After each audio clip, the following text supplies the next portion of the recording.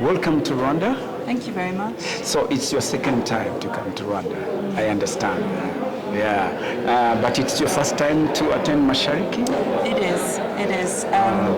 Last year you had a representative from the British Columbia Environmental Film Festival, Pejman, yes. And I'm on their advisory board, so he recommended I meet Tresor when I was here in February. And that's the connection. Oh, that's where the connection came from. Okay. And you're a lawyer. I understand you're a lawyer as well. I was a lawyer. I practiced for 25 years. Okay, once a lawyer, always a lawyer. It helps. There are some transferable skills. Good. And you're also a film producer. I've set up my own film production company in 2020 to produce documentary films. Okay. And started directing my own short documentary films. And also retrained in documentary film and in journalism and media. Okay. And started working with a news agency. And now I also teach digital media at the university where I did my master's in Brussels. Okay. Yeah. So did you quit the law business and just switched to being a filmmaker? I did. I realized the importance. You did it willingly? I did it very willingly because I realized the importance of media and communications. Yes. And the importance of putting constructive news and stories online of people whose values and skills are making a real difference in a world where we ask ourselves so many questions and there's so much disinformation. It's important to put good stories and good quality content out that help us with our reflections on our sense of identity in this complicated time. Okay, so why did you find filmmaking as the best sector you could go to? Yet in media, in mass media, you had gone to. You would even have gone to television. You would have gone to radios. And no, why did you choose filmmaking? Yeah, because I was interested in storytelling. I think there's a difference between a news report and stories with emotions, with real people. There's a beautiful expression. It says it's easy to dismiss an idea, but harder to dismiss a person and their story. Okay. And that's why I think this is the place to be. Good.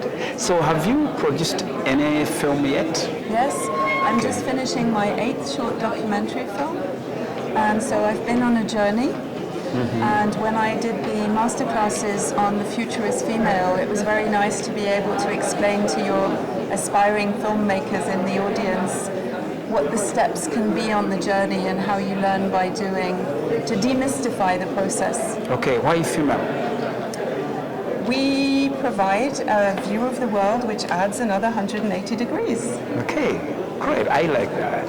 I really like that. A bit to just to one question I would like to ask you.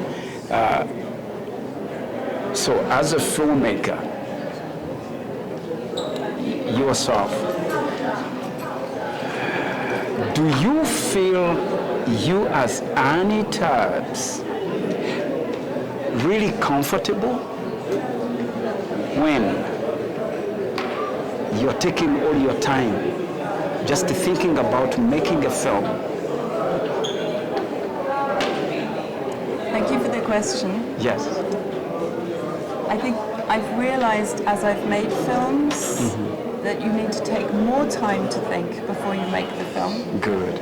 And that a very big question is, why me? Yes. And if it shouldn't be me and it should be someone else, I will help the other person. So I think it's very important to understand the context, the issues, the story, and always work collaboratively in documentary with the people whose story is being told. Yes. I find it an incredibly rich process, but it's also one that happens through discussion and learning to understand the individuals more deeply. Sure. And sometimes not to tell the story as said, if it's not mine to tell.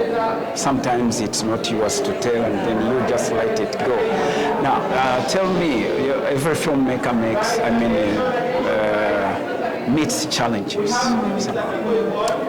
Have you come across challenges that you felt like, no, I want to leave this, I don't want to be a filmmaker, no, this one, it's taking much of my time, it's taking, because I don't meet my family much. So how do you mix your family and the filmmaking business? Is it one of the challenges, or there are even more challenges than that? So I'm 54 years old and my children are now all studying or working. Okay. So I had that challenge when I was a lawyer. Now I have a little bit more time. Okay. But I decided that you don't have to go far to make films, and that the stories can be under your nose. Okay. So yeah, I think I can do things nearby, and very often people come and ask me to work with them on a film. Okay. So I'm very happy with that. On challenges, I hadn't realized how precarious filmmaking is, and I think we need to have a lot more discussions about the financial models, about how to, I always pay my crew, always, it's my rule, because otherwise people can't live off filmmaking. Yeah, so exactly. I think we need to see what's realistic, but not sacrifice content for money. And I think we need, especially in indie film, to make films with integrity, but have a discussion about fair terms. I think we need to do both. And I will stay making films for as long as I can champion and continue exploring what best practices can be. Yeah, exactly. Yeah, I totally understand that. Now let's talk about the Mashariki African Film Festival.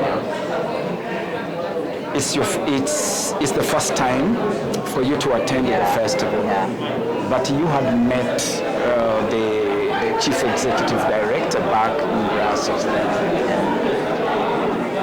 This is a 10th. It's a 10th now edition in a small country like Rwanda. Have you had any people in Belgium talking about some festivals in Rwanda? About film festivals in Rwanda? So, first thing I have to say is I'm blown away by the Mashariki African Film Festival. Really? Oh, really? Oh, wow, I that's organize great. festivals as well, and we did a big Brussels International Women's Film Festival, so I know how much work goes into this. I'm also in the incredibly honored position of being a member of the jury, and so I've been watching the films, and they are magnificent. So there is every reason why everybody should know about the Mashariki African Film Festival. And I did mention it to people before coming here, and a couple of filmmakers I know had already sent their films in previous years. Oh, yes. So, you know, this is just 10 years is a milestone. It's a foundation for something incredible. Really. Sure. So please, if you look at the camera, just let the people who are watching this tell them about something, about the festivals. What message would you give to people who are just watching it? Let it be from Brussels or let it be from anywhere in the world who are watching Young Mashariki Film Festival. So festivals are always a way to discover existing and new talent. And that is incredibly important because here you can see films you might not be able to see elsewhere, and they are magnificent. There is so much to come and discover and come and enjoy and come and discuss. I have to say some of the films have made me cry. I'm on the jury and I'm watching them, so it's not always an easy watch, but it's an important watch. And I hope that the films that are seen here today will be seen in many other places afterwards. I will do everything I can to encourage people also to come back to future editions.